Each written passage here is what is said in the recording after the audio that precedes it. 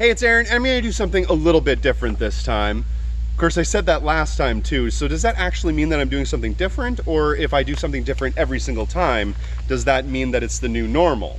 And if so, does that make it different? Or am I just dedicated to doing things differently on this channel? I think that's the one. Anyway, today, like I said, I'm going to do something a little bit different. I'm going to do a bit of a read of an article that I read in the newspaper this morning, in the old newspaper. Look, I even have a paper copy. Fantastic. And it happens to do with Jeff Bezos. Now, Jeff Bezos, richest man in the world, friend of the show, has had an incredibly interesting summer this year, and I'm going to talk about it, and then afterwards we're going to discuss it. Now, this article was written in a very haphazard way. You know how modern journalism is, where they'll write a small sentence and then they'll have 16 pictures and a bunch of tweets and some shit that you have to click through so you can actually see the whole article. Yeah, it was basically one of those, but we're going to try to discuss it anyway. We're going to go through exactly what the article is talking about, and then afterwards I'm going to give you my take on it, because I think that this is kind of interesting and I want to talk about it today. So, Jeff Bezos has had a wild summer this year, yacht hopping and jet setting off to Wimbledon with his girlfriend. Here's how the world's wealthiest person spent his time. Now, I'm going to skip ahead a little bit. What do you wear if you're a billionaire taking trips to Venice and yachting around the coast of Spain? In Bezos' case, it looks like the answer is octopus print Vibriloquim swim trunks and Prada flip-flops that cost roughly $500. Now, I looked up these Vibriloquim swim trunks, and a regular pair goes for about $250. And, you know, flip-flops that cost $500 when you can get 16 pairs for $1 at Giant Tiger seems a little bit extravagant to me, but let's carry on. I'm sure Bezos has a wonderful explanation to, oh, no, he doesn't? Oh, okay. Here's how, so we're going to skip ahead a little bit. Bezos started the summer early by attending the Met Gala in May. While he didn't participate, blah, blah, blah, Kim Kardashian West was also there. Bezos hung out with Jared Leto, and they took a bunch of pictures, and you can see the pictures in the article. Absolutely wonderful.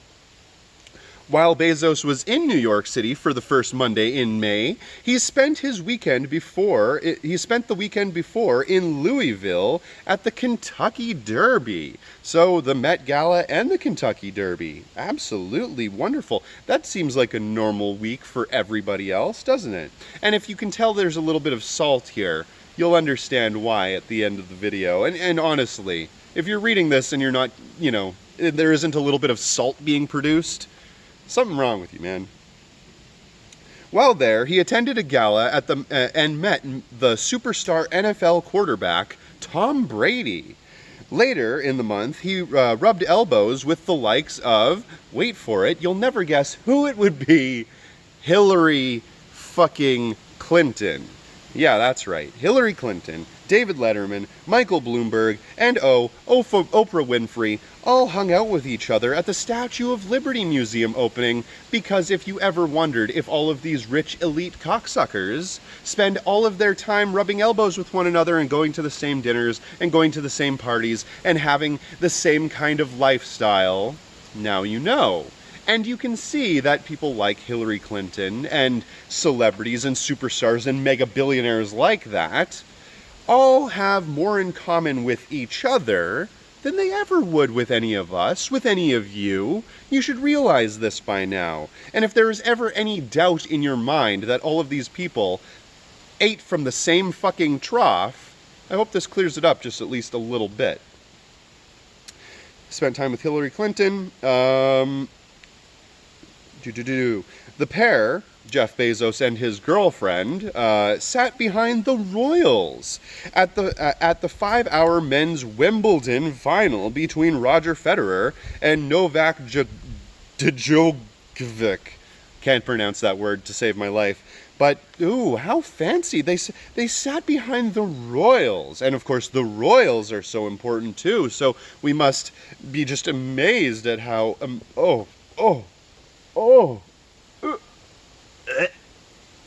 Sorry. That's my amazed face. That's the look that I get in my eyes when I'm just so unbelievably amazed. The pair sat behind the royals. Okay. They were pictured partying with the entertainment mogul David Geffen aboard his super yacht, ladies and gentlemen. A super yacht off the coast of Spain in the Balearic Islands. Which is amazing, and it's not the only yacht that Jeff Bezos went and toured on this year. Of course not. He was yachting all year, all summer long. It was just a wonderful time for Jeff Bezos. Other guests on Gaffen's mega yacht, the Rising Sun, look it up, it's fucking disgusting, included former Goldman Sachs CEO Lloyd Blankfein and the founder of Thrive Capital, Josh Kushner, along with his supermodel wife. Gaffen's Rising Sun, the super yacht that we're talking about, which reportedly costs $590 million. Just for the sake of the argument here, how many yachts have all of you gone on this summer? Would it be none? How many boats did you get to go on? Did you get to go canoeing? How many of you spent time near water? Did you even get to go fishing? I know I went about twice. I was pretty busy, with work, as you do, if you're not the richest person in the world. Now, but that, assumably, Jeff Bezos works harder than everybody else on the entire planet because he's the richest person in the world, right? Clearly, he would have to work harder than everybody else, or else he wouldn't be making such incredible amounts of money and being able to spend it on such lavish things, like yachting on a $590 million yacht. He must be the hardest working man in the world. Must be. This yacht can accommodate 18 guests and even has a basketball court. Now, 18 guests is relative, considering when you're on a boat or on public transit or anywhere you regularly go, 18 people can probably fit in the space no bigger than the size of a couple of phone booths. If you're poor, that's how they cram you in. But if you're a billionaire, 18 people, billionaires, you have to remember, they're like eagles. They need about a half mile of distance between each one of them so they can really spread their wings and fly. So 18 people on a super yacht, yeah, that super yacht is about the size of the Star Trek Enterprise. The yacht in question went viral after being spotted off the coast of Turkey, but in statements to Business Insiders, Amazon denied that it belonged to Bezos. It doesn't belong to Bezos, okay? Bezos is strapped for cash right now, and I'll talk about that in a little while. He can't afford to buy a $590 million super yacht. He has other things that he needs to prioritize right now. He has cuts to make. He has to make sure that his company is running smoothly. So he can't buy the yacht. Only spend time on it. Bezos continued to spend plenty of time on yachts this summer. Oh, more yachts! How wonderful! Shortly after cruising the Balearics with Geffen, he and Sanchez, his current girlfriend, were seen off the coast of Italy on von Fürstberg's sailing yacht. I'm sure I'm butchering that name too. Diller and von Fürstberg's super yacht is the largest privately owned sailing yacht in the world at 305 feet, according to Architectural Digest. Not much is known about the yacht, but it is said that it has a glass staircase and a private jacuzzi. I'm sure it has far more than just a fucking private jacuzzi, and can accommodate up to 16 guests, according to Architectural Digest. 16 guests on the world's largest sailing yacht. Eagles, like I said. Bezos also partied with Katy Perry. La-di-da. And another superstar celebrity that I've never heard of, that you all probably have, called Lil Nas X, in Seattle at the end of August. The two celebrities performed at a concert for roughly 45,000 Amazon employees to celebrate a successful Prime Day, which is great that he would be taking care of his employees. I'm so glad that Jeff Bezos would do all of these things. He really cares so much about the employees because that's where his heart is with the people. If you really knew anything about Jeff Bezos, you would know that he cares about, it turns out that Whole Foods, owned by Jeff Bezos, is cutting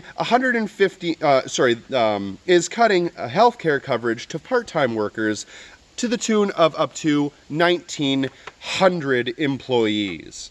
So that means that the medical benefits of 1,900 employees, almost 2,000 people, are going to be cut by Jeff Bezos because he just can't find the cash. He just doesn't, he opens his pocket, moths fly out. He can't find the money. That's why he isn't buying a $590 million yacht. He has to save that money because he has to make cuts. Clearly, you can see right here, he had to make cuts. That's just, and sorry, Amazon employee, or not, sorry, Whole Foods employees, if you're part-time, you have to realize that for the betterment of the company, to quote, to better meet the needs of the business, you have to go without your healthcare coverage because Jeff Bezos needs to spend more time jerking off on a $590 million yacht with fucking Jared Kushner or whoever the fuck it was. Now, this comes at a time when wages have stagnated since the 1970s. Since the 1970s and the early 80s, average wages commonly jumped 7, 8, or even 9% year over year. That's something that you probably don't even understand. Let me read that again. Average wages during the 1970s and the 1980s commonly jumped year after year, 7, 8, or even 9%. While, since 2000, usual weekly wages have risen exactly 3%. So 7 or 8% every single year during the 70s and 80s, and now, since 2000, over the last 19 years, almost 2 decades, it's raised 3%. How do you make that? How does that make all of you feel in your pocketbooks? You out there, if you're a worker, if you're out there busting your ass every single day, 8, 10, 12, 14 hours a day, 6, 7 days a week, how does that make you feel? Productivity has gone up exponentially, and yet your wages have stayed exactly the same, have stagnated since the 1970s. Here's some more information. 63% of Americans don't have enough savings to cover a $500 emergency. 40% of those Americans don't have $400 in the bank. Nearly half of Americans are poor or in poverty. They can't afford the basics of life, and the CDC recently showed that life expectancy continues to decline in the United States, and with all of these other factors, it's not hard to see why. Amazon is part of the reason, not the only reason, but part of the reason why businesses all across the United States are dying, why malls are falling into disarray, and why buildings are becoming boarded up. $20 billion. Okay, here's where the interesting thing starts. Jeff Bezos personally has $115 billion.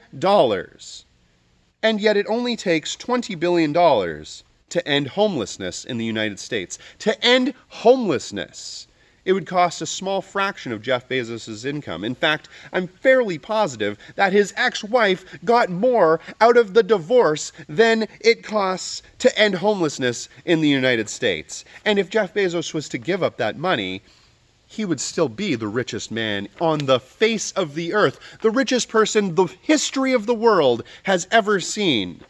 But instead, he goes yachting and jet-setting and crosses the country with billionaires and superstars and celebrities. $30 billion could end world hunger. World hunger could be ended with $30 billion, and yet Jeff Bezos doesn't do that. Instead, Jeff Bezos travels across the world in fancy multi-million-dollar yachts with the likes of Hillary Clinton while wearing $500 fucking flip-flops. That's where we're at today, ladies and gentlemen. That's where we're at in the world today.